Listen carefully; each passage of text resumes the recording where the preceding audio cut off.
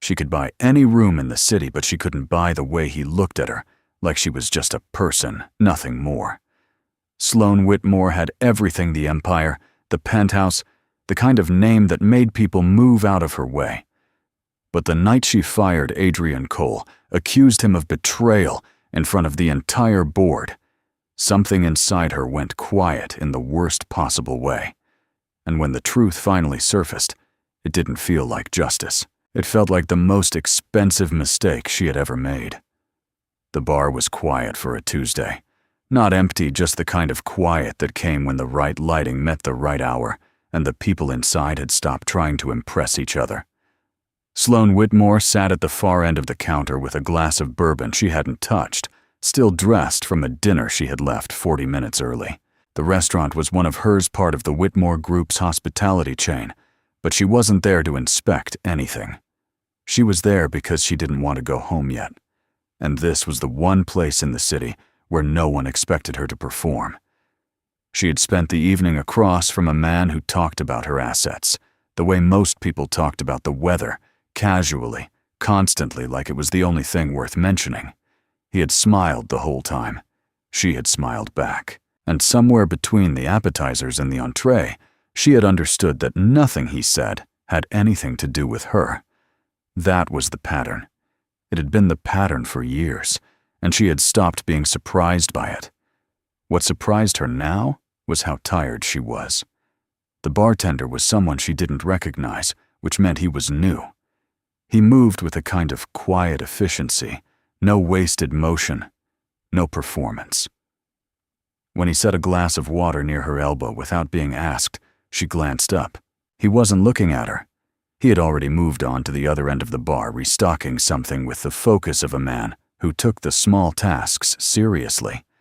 She watched him for a moment, the way you watch something that doesn't quite fit the frame you're used to. His name tag read, Adrian. He was maybe 30, lean build, nothing remarkable about his appearance, except for the fact that he didn't look up when she kept watching him. Most people did. Most people clocked Sloan Whitmore within 30 seconds and adjusted everything, their posture, their tone, their entire energy, the moment they placed the name. Adrian Cole just worked. When he finally came back to her side of the bar to check on a glass, she said without planning to, "You didn't ask for my order." He glanced at the untouched bourbon. "Didn't seem like you needed one," he said. No apology, no explanation. Just the observation delivered evenly, and then he moved on. Sloan looked down at her glass. For reasons she couldn't immediately explain, she almost smiled. She saw him again 4 days later. It wasn't at the bar. It was at a private product preview the Whitmore Group was hosting for a new partner brand. The venue was another one of the company's properties, and the catering staff had been sourced internally. Adrian was working the event, carrying trays, with the same unhurried focus she'd noticed before. She recognized him before he recognized her, which gave her a strange, brief advantage she didn't know what to do with. He didn't treat her differently when he finally saw her. That was the thing. He acknowledged her with a short nod, the same nod he gave every other guest, and kept moving. No stiffening, no sudden formality. She was used to staff going rigid around her at events. Adrian just kept doing his job, and somehow that was more disarming than any amount of attention would have been. The third time happened under circumstances that were harder to dismiss as coincidence. Sloan had driven out to the company's private retreat property, a low-key estate outside the city that she used occasionally when she needed to think without being reached. She hadn't told anyone she was going. She had a key, she knew the codes, and she needed a night away from her own name. What she hadn't accounted for was that the property manager had scheduled a small maintenance team for that same evening, and Adrian Cole was apparently doing weekend work for the contractor they'd hired. She found him in the kitchen, fixing a cabinet hinge that had been loose for months. He looked up when she walked in and showed no particular surprise. He said simply, "I can come back another time if you need the space." Not "I'm so sorry to intrude, Ms. Whitmore." Not a scramble for an explanation. Just the offer, clean and direct. She told him to finish what he was doing. He did. She made coffee. Neither of them made it strange, and that in itself was strange enough to stay with her afterward. He had helped her that evening in a way she hadn't expected. The side gate lock had jammed when she tried to step out for air, and he'd come around taking a look at it, and had it open in under 2 minutes, without making a production of it. No lingering after, no waiting to be thanked twice. He fixed it and went back to what he was doing. Sloane stood at the open gate for a moment, looking out at nothing, thinking about how long it had been since someone had done something for her without the math showing on their face. The 4th time, the universe seemed to have made up its mind about something. Sloane had returned to the retreat property alone on a Friday evening, intending to spend the weekend working through acquisition documents in quiet. She didn't know that Adrian had been called back to finish a second phase of the maintenance work. The security system panel in the East Wing had been flagged for an upgrade, and the contractor had sent him to complete it. He arrived an hour after she did, and by the time he'd started work on the panel, something in the process triggered a lockdown protocol she hadn't known existed. The entire property sealed.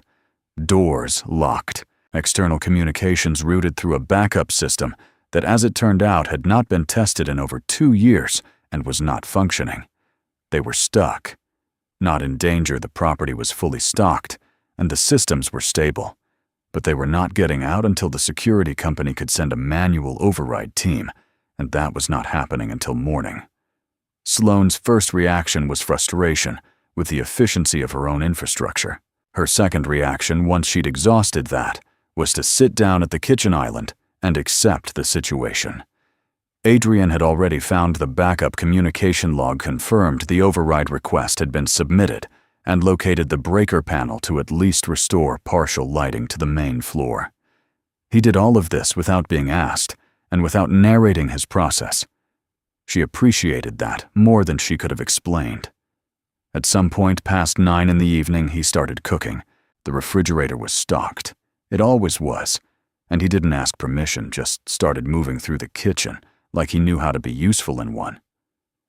Sloane sat at the island with her documents spread out in front of her, pretending to work, watching him from the edge of her attention. He cooked pasta from what was available, nothing complicated, and set a plate in front of her with the same matter-of-fact ease he brought to everything else. "You don't have to do that," she said. "I know," he said, and sat down on the other side of the island with his own plate. They ate. And then, because there was nothing else pressing and nowhere to go, they talked. Not about the company, not about money, not about what she owned or who she was connected to. He talked about how he'd learned to cook from someone who believed that feeding people was one of the few things that translated across every kind of difference. She talked about the first hotel property her father had ever shown her, a small, run-down place in a city she'd barely heard of at the time, and how he'd told her that a building was never just a building. She hadn't thought about that conversation in years. She didn't know why she mentioned it now. At some point, Adrian said something dry about the irony of a woman who owned more square footage than most small towns being stuck in one room, and Sloane laughed. Not the social laugh she'd been performing for years, the real kind that came up fast and caught her off guard. She felt it in her chest afterward, like a muscle she'd forgotten she had. When the override team arrived at 6 the following morning, Sloane walked Adrian to the front gate while they waited for the system to clear. She didn't have anything particular to say. He didn't seem to need her to. The morning was gray and cool, and they stood there in a silence that didn't require filling. After he left, she stood in the doorway of the estate for longer than she needed to. She wasn't thinking about the documents waiting on the kitchen island, or the acquisition call she had at noon, or the bored expectations that shaped every hour of her week. She was thinking about how long it had been since a night had felt that uncomplicated, and she was aware in a way she found uncomfortable and didn't entirely want to examine, that she wanted to know when she would see him again. That was the thing she didn't say to anyone. Was the first thing in a long time that felt like it was only hers. Gavin Mercer had been with the Whitmore Group for 6 years. He was good at his job, in the way that certain people were good at chess, not because they loved the game, but because they understood that every piece on the board existed to serve a single outcome. He had managed 3 major hotel acquisitions, restructured 2 underperforming divisions, and made himself indispensable in the way that ambitious men often did, by being available by anticipating what Sloane needed before she asked, and by making sure she associated his presence with results. What he had not anticipated was Adrian Cole. He noticed it first at a quarterly internal event, a company dinner Sloane hosted for senior staff and select contractors. Adrian was there as part of the catering rotation. Gavin watched Sloane's eyes cross the room twice in Adrian's direction, and both times she didn't look away the way she usually did. That was enough.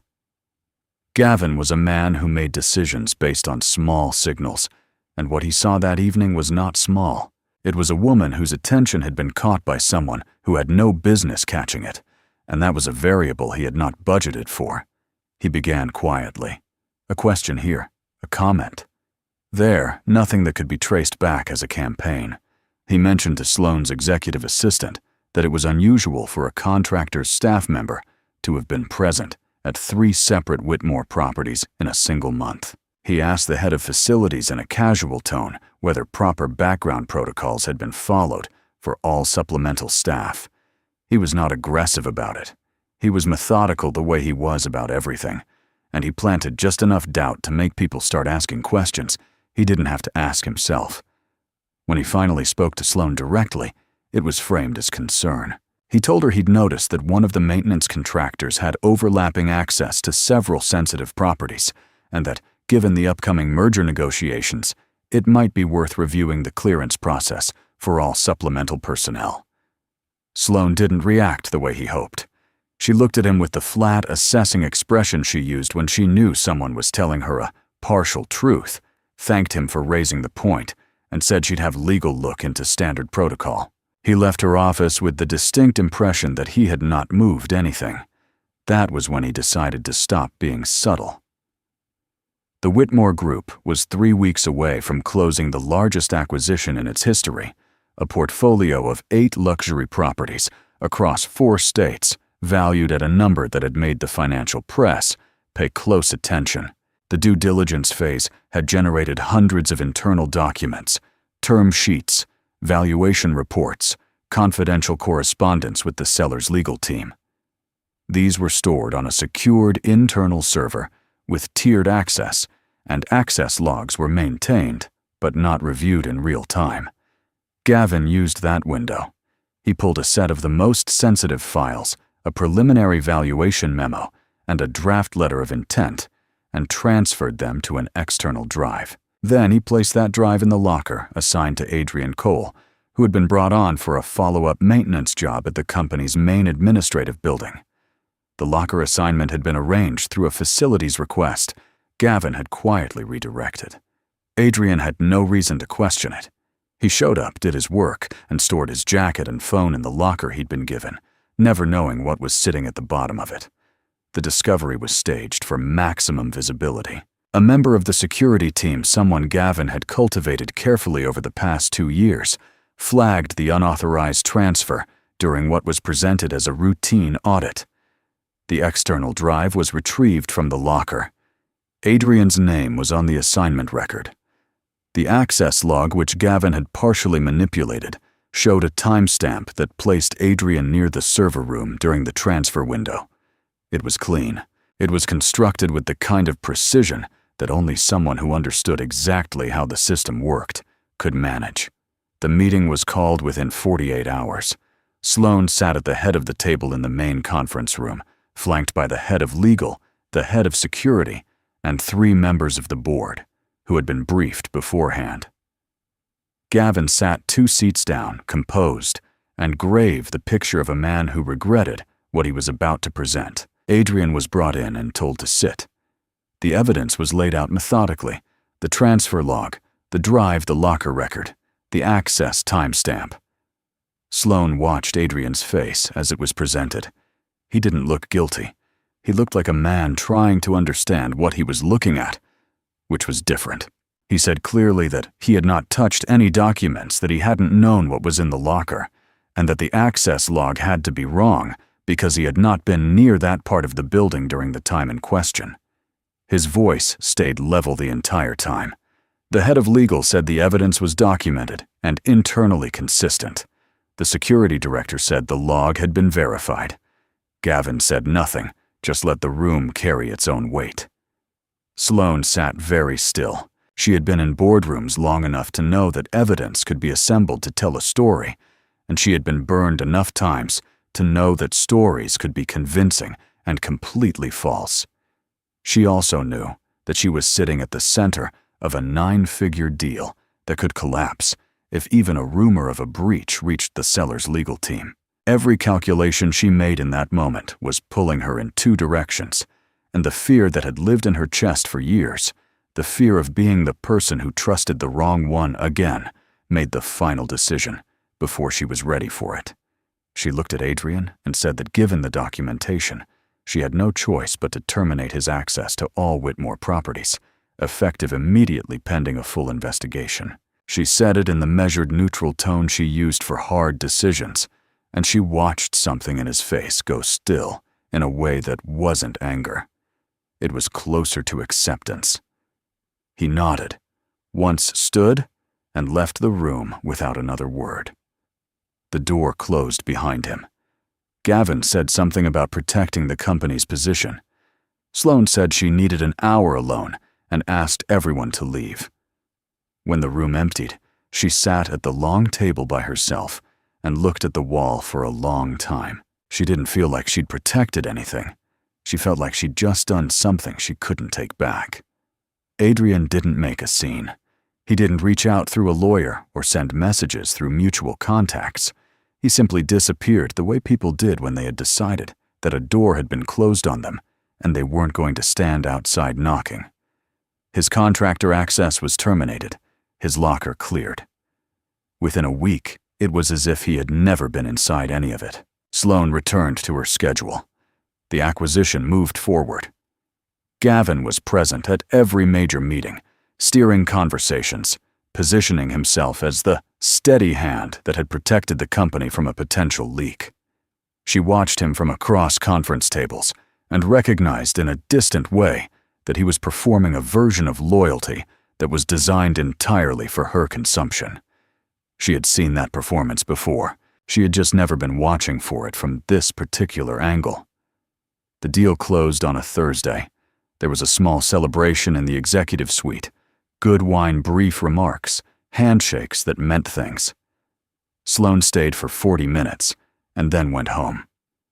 Her apartment was on the 34th floor of a building she partially owned, and it was beautiful in the way that spaces were beautiful when no detail had been left to chance. She sat on the couch that evening without turning on the lights and thought about a plate of pasta made from whatever happened to be in a refrigerator and a conversation that had gone nowhere in particular and somehow stayed with her longer than any business dinner she could remember. She thought about the way Adrian had said, "I know," when she told him he didn't have to cook, not as a dismissal, but as a man who understood that doing something useful for someone didn't require their permission. She thought about the laugh she'd had that night, the one that came up before she could decide whether to let it. She had not laughed like that since. Gavin began pressing her in the weeks that followed. He had always been adjacent to her personal calendar in a professional capacity, but now he was finding reasons to extend those interactions. Dinner after a late meeting, a comment about how well they work together, a suggestion that the board would respond well to a certain kind of stability and leadership. He was not clumsy about it. He never was. But Sloane was beginning to see the architecture beneath the behavior, and it looked less like interest and more like strategy. She didn't have the energy to confront it. That was the part she hadn't expected. Not the anger, not the clarity, but the exhaustion. Without Adrian's particular kind of steadiness, somewhere in the periphery of her week, she felt the full weight of a life that had been running on performance for a very long time. There was no one in her immediate circle who looked at her the way he had without calculation, without the constant low hum of want underneath every word. She hadn't known how much she'd been relying on that until it was gone. The discovery came from an unexpected direction. the way the important ones usually did. A junior member of the security team was running a routine system audit 6 weeks after the incident, cross-checking access logs as part of a new compliance initiative the board had mandated post-acquisition. She flagged an anomaly, a small gap in the log sequence from the night of the alleged transfer. The timestamps didn't align with the server's internal clock the way they should have.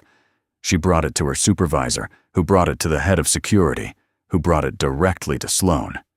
Sloan pulled the full log herself.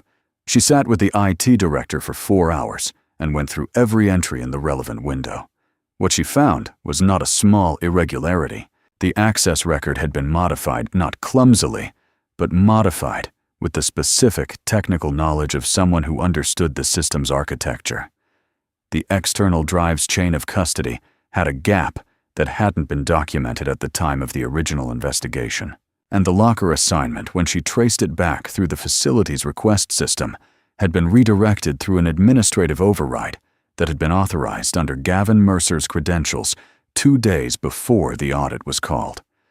She read the data 3 times. Then she set it down and sat back in her chair and said nothing. The picture that assembled itself was not complicated once you had all the pieces. Gavin had built it deliberately and had used the pressure of the acquisition timeline as cover, knowing that Sloan would be operating under enough stress that the instinct to protect the deal would override the instinct to question the evidence. He had understood her well enough to know exactly which fear to activate, and he had activated it without hesitation. What hit her harder than the betrayal was what it implied about Adrian. He had sat in that conference room with manufactured evidence laid out in front of him, and a room full of people who had already decided the outcome, and he had told the truth anyway. He hadn't tried to negotiate, hadn't appealed to whatever existed between them, hadn't used her feelings as leverage. He had simply told the truth, been disbelieved, and walked out. And then he had stayed gone, without making it her problem, without going to the press, without doing anything that would have embarrassed her or damaged the company he'd had no reason left to protect. She understood then what the outline of his character actually looked like. He had chosen to carry the damage quietly rather than make her carry it publicly. That was not the move of a man who had been using her. That was the move of a man who, even at his own expense, had tried to keep her from being hurt more than she already was. She sat in her office until the building went quiet around her. Outside, the city moved through its evening at its usual indifferent speed. She had the evidence she needed, the documentation, the clear line back to Gavin. She had everything required to act. And she had never in her professional life felt less like a person who had won something. She didn't wait for a scheduled meeting. She called one. The request went out at 7 in the morning, an emergency session of the executive leadership team and the full board of directors, 11 o'clock main conference room. No agenda listed, just Sloan's name on the invite and the instruction that attendance was not optional. By 10:30, every seat was filled. Gavin arrived in a charcoal suit, composed as always, with the particular ease of a man who had not yet been told the room had changed around him. Sloan stood at the front and did not sit down. She opened by telling the room that what she was about to present concerned a deliberate breach of internal security, not by an outside party, but by someone who had used their position inside the company to construct a false record and destroy an innocent person's reputation. She said it without any preamble, without softening the language. The room went very still. She walked through the evidence the way the IT director had walked her through it, sequentially without editorializing. The access log anomaly, the timestamp discrepancy, the chain of custody gap on the external drive, the facilities override that had been run under Gavin's credentials 2 days before the original audit was triggered. She put each item on the screen and let it stand on its own. She did not look at Gavin while she presented. She didn't need to. She could hear the quality of the silence shifting in his direction. When she finished, the board chair asked Gavin directly whether he had an explanation for the credential override. Gavin's composure held for about 4 seconds. Then he said the credentials may have been accessed without his knowledge, and that he would need time to review the documentation before making any statement. It was a lawyer's answer. It was also the answer of a man who had just confirmed by the absence of denial that there was something to deny. Sloan told the head of legal to begin a formal internal investigation, effective immediately, and to suspend Gavin's access to all systems and properties pending its outcome. She told the head of security to escort him from the building. She said all of it in the same measured tone she used for every hard decision, and she watched Gavin Mercer stand up from his chair with the careful stiffness of someone trying to preserve the last inch of dignity he had left. He left without speaking. The door closed. The room stayed quiet for a long moment. Then the board chair said they would need a statement prepared for staff, and Sloan said she would handle it personally. And just like that, the machinery moved forward. That was how it always worked. The crisis resolved itself into process, and the process continued, and the building kept running. She was grateful for that in a purely functional way, because the alternative was to sit with what she had done to Adrian. Not what Gavin had done, but what she had done. The choice she had made with the evidence in front of her, and the fear running underneath every calculation.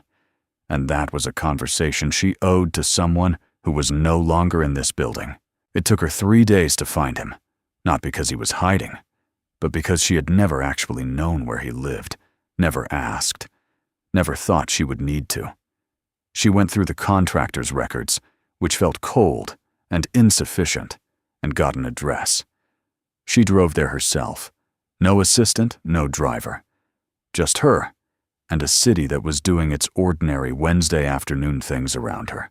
He lived in a second-floor apartment in a neighborhood that was neither run-down nor polished, just a regular block of the city that existed, without trying to be anything.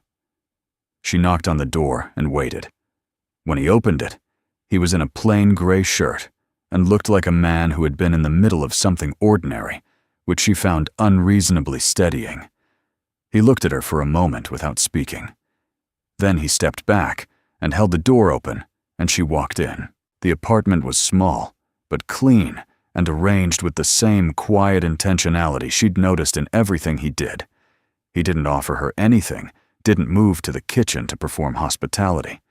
He just turned and faced her, and she understood that whatever she had come here to do, she was going to have to do it without the buffer of social routine.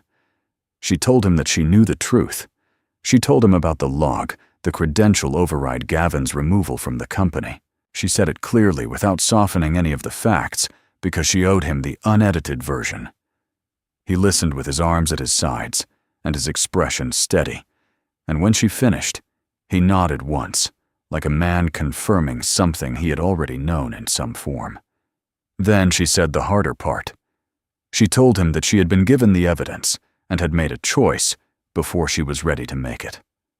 She told him that the fear she'd been carrying for years, the fear of being the person who believed the wrong thing again, had moved faster than her judgment, and that she had let it.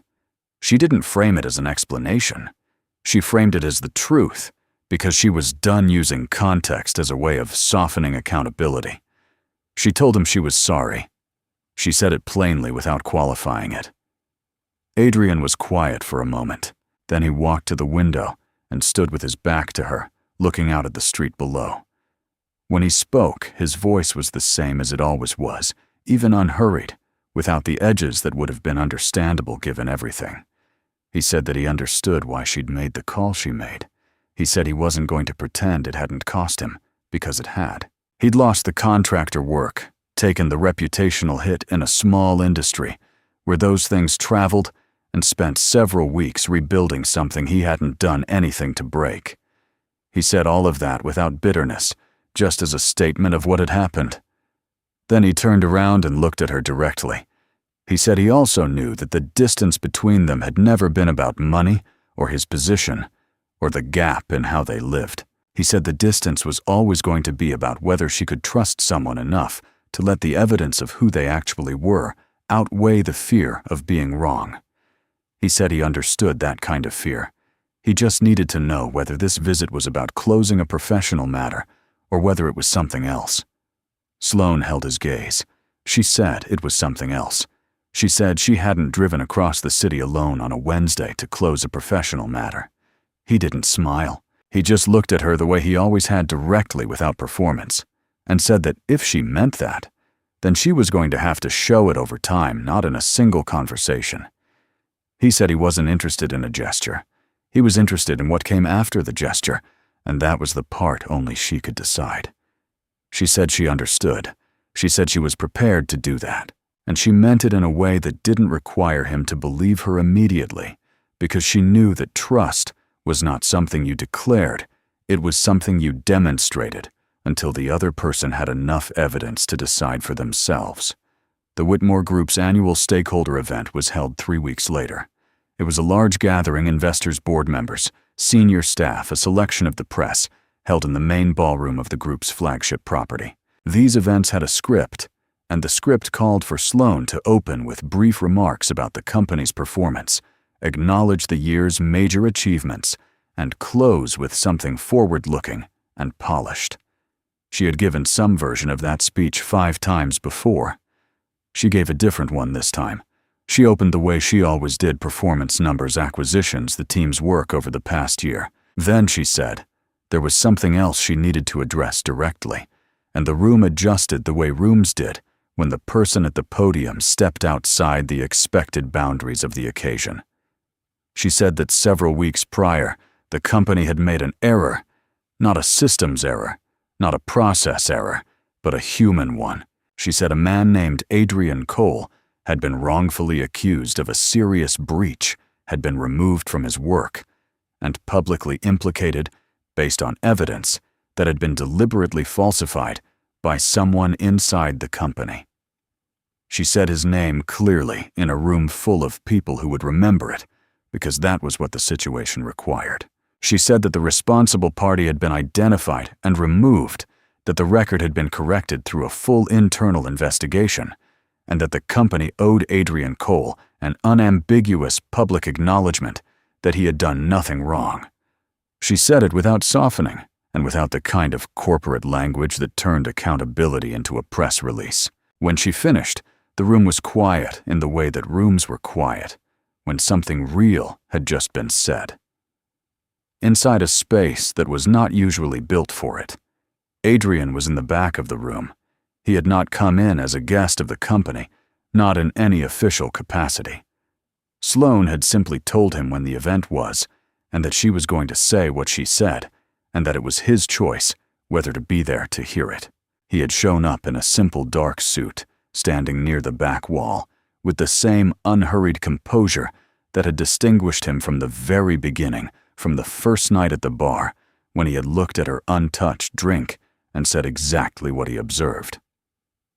After the remarks, the room moved into the reception portion of the evening. People circulated.